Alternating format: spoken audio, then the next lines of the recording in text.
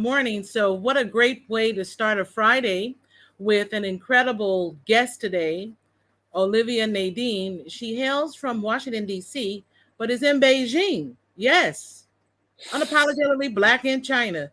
That's what I said to myself, too. I lived in China as well, and we resonated well when I met her. I call her the curator of the first pop up Black Expo in China. I even get chills like when I think about it. Like this show is going to bring things to your awareness that you have never seen before. And the most beautiful thing about these individuals, these men and women of color who are expats, they are creating impactful lives, not only for themselves, but what they're doing for the community, the changes and the challenges that they've been able to go through as an overseas game changers. And people say, Doctor, what is an OG? Well, it's an overseas game changer. It is someone who has found incredible success and impact on foreign soil. And when I say China wasn't ready, China was not ready for this woman. Without further ado, let me introduce to you Olivia, the incomparable. Oh, yes, absolutely, yes. The incomparable, most patient, most illustrious Olivia Nadine from Beijing. Would you like to greet us in some Mandarin, please? 大家好. Okay. I don't know what she said, but gotta how. We gotta how. We gotta do better. Hello, So can everyone. we? Oh, she said hello. Okay, well, this is this is my show. I can be however I want to, but this woman is incredible. Tell us a little bit about yourself, Nadine. What brought you to China from Washington D.C.? Yeah, so I'm originally from Washington, D.C., and I first got hooked into China back in undergrad. It was actually my minor in college. International business was my major, and I already spoke English, so I figured Chinese would be a good minor language with, over 1 billion people speaking it. And I got to do a study abroad in my junior year, and I loved it. Had so much fun, learned so much, grew so much, traveled, and just experienced a wider range of life. And ever since then, that was 2010. Ever since then, I've been coming back, and then I moved in 2016. So it's just been the last 10 years, 10, 11 years have all pointed towards China for me. I'm speechless. I'm so excited because if you've not lived in China before, I don't know if you can really comprehend the connection. China either Yeah. grabs you, compels you, or pulls you. So, with that in line, I mean, it's so incredible to meet a sister.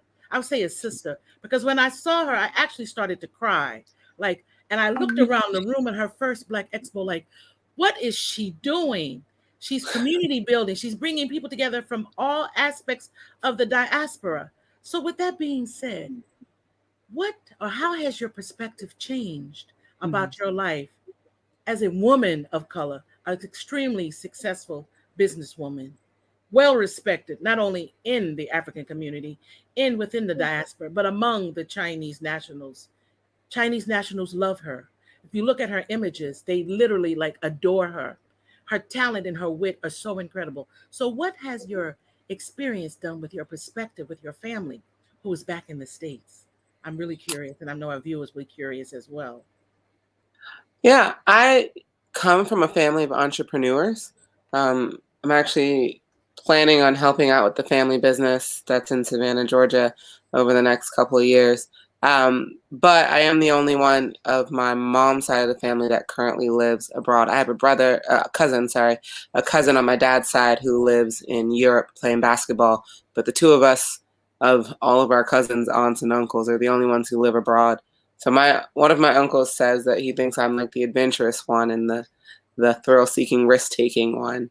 And it's they supported me when I first came out, when I talked about that study abroad trip. My mom and her sister in law and my pastor all came out on a women's trip with me. So they were there for that first 10 days. So I guess some people live vicariously through me and kind of live through my experiences. And my nieces are actually starting to take Mandarin classes now. So it's clearly inspiring and impacting them, even if I'm not there all the time to actually do it. Two thoughts come to mind: to whom much is given, much is received. You have to do much. You have to do something. You have to give back. And the other one is many are called, but few are chosen. Looking at you, you are chosen to do this work at such a time as this. There, your pastor came with you, so he understood. He was releasing She. you out there. She understood. No, no, she understood. We're on Preach the Word Network, so we are all accepting of all kinds. Tell me, tell us about your brand. Where did Mm. this idea come? Now she has two brands, maybe three, maybe four, maybe five.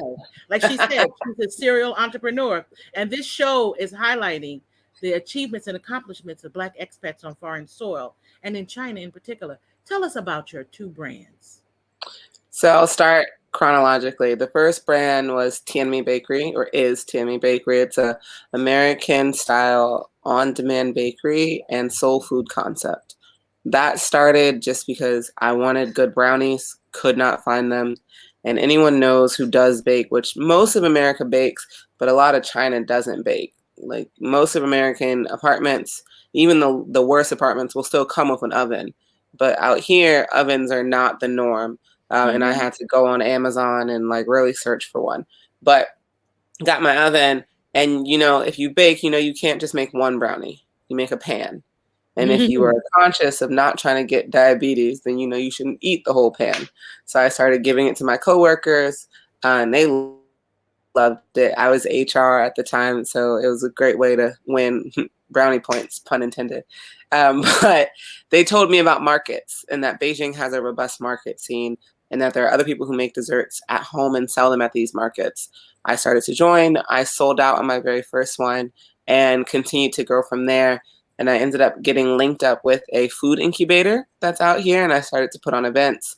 And so my first one was a chicken and waffles brunch, all you can eat chicken and waffles brunch, and I had about 40 people come out. And I've done Thanksgiving. In 2019, I did 3 Thanksgiving dinners, Thursday, Friday, Saturday, and fed, I think, around 80 people over those days. And the largest single dinner I hosted was, I think, 70 people. So I've done a lot of food events around here, and people really like it because there's no other soul food concept in Beijing. Possibly China, but definitely not in Beijing. And that doing the markets actually led to doing Black Expo. So I was in the markets. I saw that there's only a few vendors that are able to apply, and new vendors usually aren't able to get in just because of the nature of you want people that you already know and that you already trust. So looking around that and seeing WeChat, which if you're outside of China, WeChat is hard to explain, but it's a little bit of Facebook, a little bit of Twitter, a little bit of Cash App, all rolled into one. And people would share their businesses on there. But if you're just a name that's floating in these group chats that are 400, 500 people, they're easy to get lost. So seeing that there are people on businesses who are name cards floating in WeChat, knowing that there's this market environment, and marrying those two ideas together.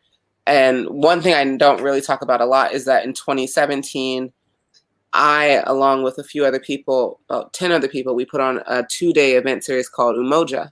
And Umoja was a celebration of unity in the Black community. And so people traveled from Guangzhou and Shanghai and came up for the 2 days. We had a panel discussion about Blackness in China, and then we had a picnic, and then we had a party.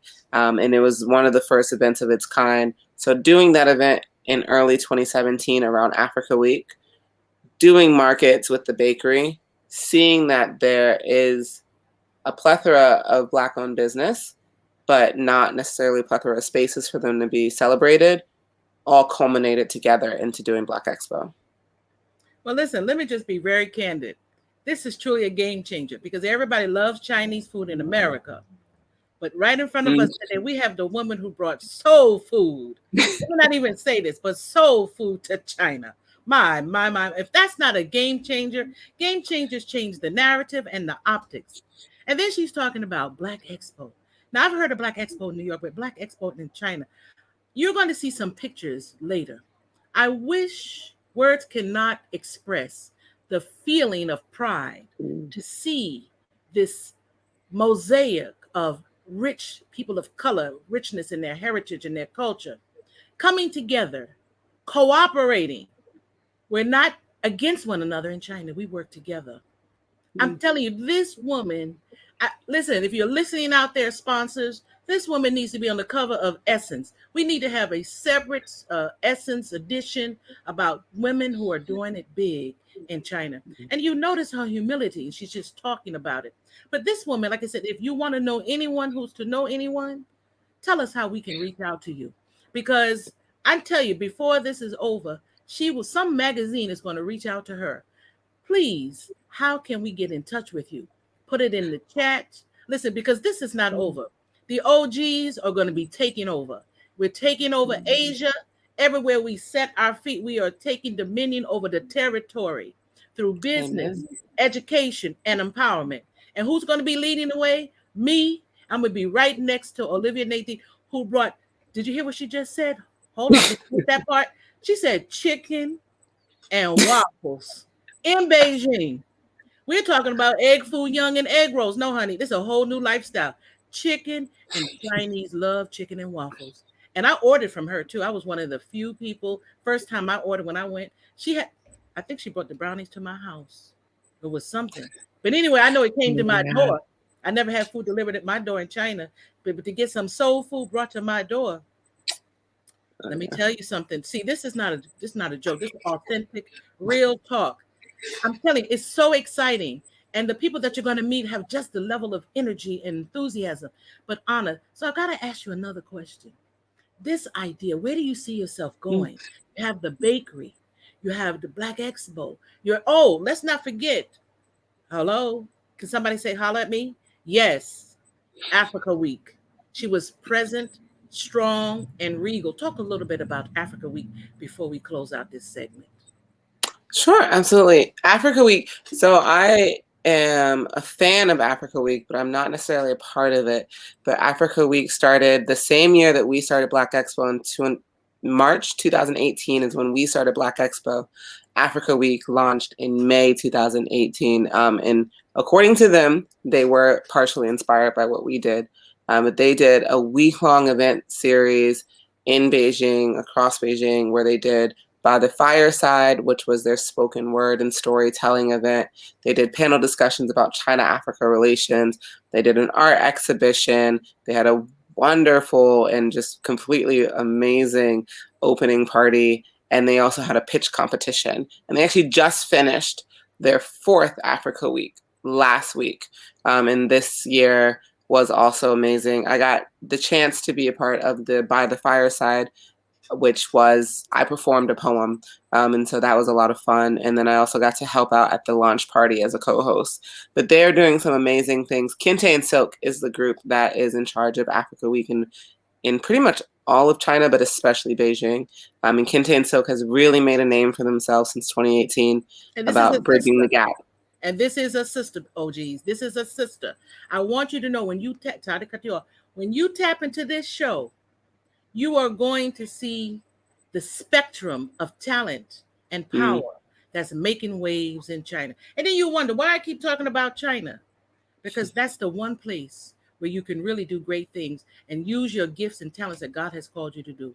It's exciting. I didn't mean to cut you off, but tell us a little bit about Africa Week and your involvement with the spoken word. I know that you've written a book as well. Can you speak Yeah. to that? Mm-hmm. Yeah, so Africa Week for the last couple of years, I've helped out with either co-hosting a panel. The first year I was moderator for a panel on women in Africa and feminism in Africa and the differences between the traditional version of what feminism looks like in a traditional African culture versus what the Western standard would be. That was a very informative discussion. And I also got to participate as a spoken word artist in By the Fireside. As you mentioned, I do have a book on Amazon, Cliches and Other Pretty Things, which is my self-published poetry book.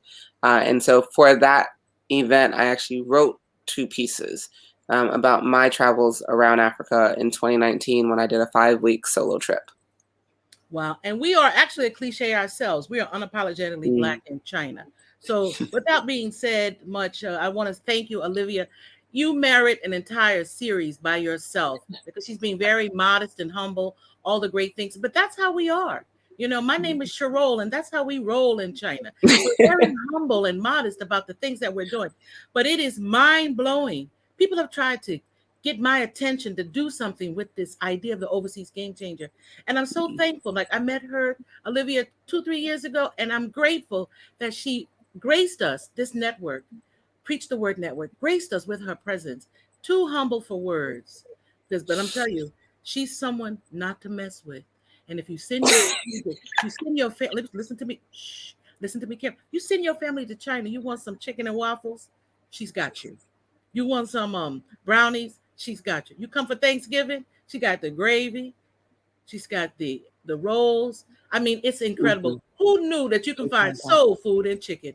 This is Olivia Nadine, one of the original OGs. Now you understand why the show is called OGs.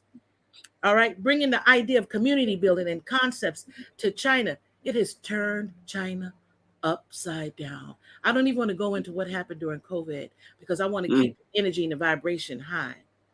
So once again, this is Dr. Dossett, your original OG, overseas game changer, but the illustrious, the uncounted, the incredible Olivia Nadine. Thank you for your time, and thank you for joining us on our first inaugural show. The Thank best you for is yet having to me. come. You're welcome. Have a great day. Bye You bye. too. Bye-bye. Thank you again.